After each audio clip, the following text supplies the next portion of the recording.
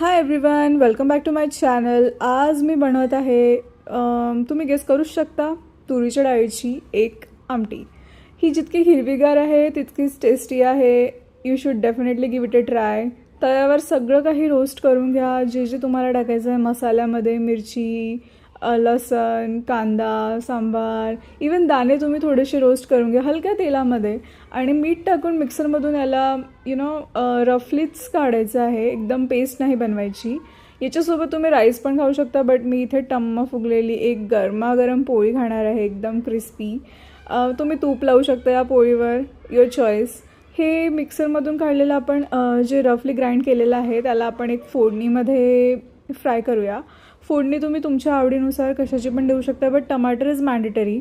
आणि हे मिक्सर तुम्ही हळूहळू काढून तव्यामध्ये फोडणीमध्ये टाका आणि गरम पाणी टाकून त्याची कन्सिस्टन्सी मॅच करा तुम्हाला जशी हवी तशी. ही अशी बनली तुमची झटपट तुरीच्या डाळीची